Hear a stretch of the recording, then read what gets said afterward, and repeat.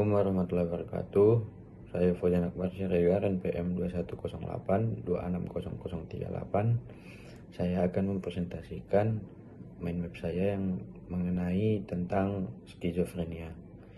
Baik, dari definisi, skizofrenia adalah gangguan mental serius yang mempengaruhi cara seseorang berpikir, merasa, dan berperilaku. Penderita skizofrenia sering mengalami delusi, halusinasi, serta kesulitan dalam berfungsi sehari-hari. Nah, etiologinya itu penyebabnya masih belum sepenuhnya dipahami, tetapi faktor genetik, lingkungan, dan kimia otak berperan dalam perkembangan gangguan ini. Selanjutnya, faktor risikonya itu bisa dari genetik, riwayat keluarga dengan skizofrenia meningkatkan risiko, bisa dari lingkungan, paparan terhadap stres lingkungan, trauma atau infeksi saat kehamilan, bisa dari usia, munculnya gejala sering terjadi pada akhir remaja hingga awal 30-an, bisa dari jenis kelamin, pria cenderung mengalami gejala lebih awal dan lebih parah dibandingkan wanita. Bisa juga penggunaan zat seperti narkoba, terutama ganja, dapat meningkatkan risiko. Lalu bisa juga dari ketidakseimbangan kimia di otak, perubahan dalam neurotransmitter seperti dopamin dan glutamat dapat berperan. Nah, gejala apa saja yang dapat muncul pada penyakit skizofrenia ini? Yang pertama yaitu halusinasi, itu mendengar suara atau melihat sesuatu yang tidak ada. Lalu bisa gejalanya delusi, keyakinan yang salah seperti merasa diawasi atau memiliki kekuatan khusus. Lalu berbicara yang tidak teratur, kesulitan dalam mengorganisasikan pikiran yang membuat pembicaraan menjadi tidak koheren. Lalu kehilangan minat, tidak peduli terhadap apapun. Lalu emosi yang datar, ekspresi wajah dan reaksi emosi yang datar, kesulitan dalam hubungan sosial, menarik diri dari interaksi sosial, kesulitan berkonsentrasi, yaitu sulit fokus, lalu memori yang terganggu, lalu pemikiran yang tidak teratur.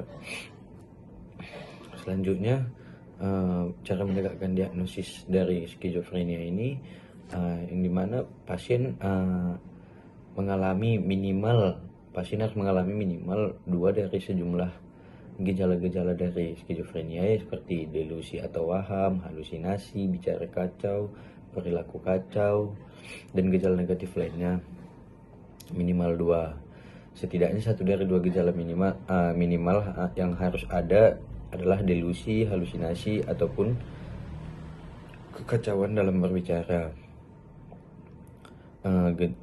Lalu gejalanya ini sampai mengganggu aktivitas sehari-hari pasien, sekolah, pekerjaan, ataupun yang lainnya. Dan gejala ini harus dialami minimalnya selama 6 bulan. Gejalanya itu bukan dari disebabkan oleh gangguan mental lainnya seperti gangguan bipolar atau penyalahgunaan nafza. Oke. Lalu bagaimana sih tata laksananya pada skizofrenia ini? Tata laksananya itu ada antipsikotik klasik, yaitu generasi pertama. Contoh obatnya itu ya haloperidol, chlorpromazine. Haloperidol ini efektif dalam mengurangi gejala positif seperti delusi dan halusinasi. Kalau chlorpromazine ini salah satu antipsikotik yang pertama yang bisa digunakan. Lalu ada juga antipsikotik atipikal atau generasi yang kedua. Contoh obatnya itu risperidon, olanzapin, quetiapin, sama aripiprazol.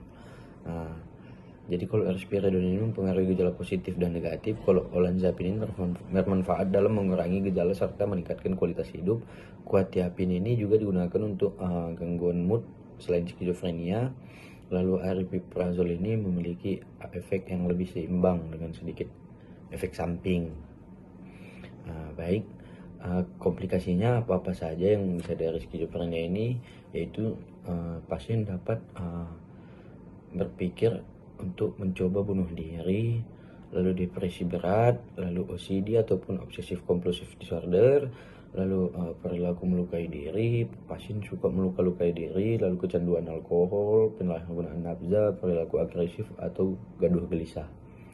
Nah, kalau prognosisnya itu dari skizofrenia ini, walaupun skizofrenia ini adalah gangguan kronis, dengan pengobatan yang tepat dan dukungan, banyak orang dapat mengelola gejala mereka dan berfungsi dengan baik dalam kehidupan sehari-hari. Baik, mungkin itu saja yang dapat saya presentasikan. Kurang lebihnya saya mohon maaf. Assalamualaikum warahmatullahi wabarakatuh.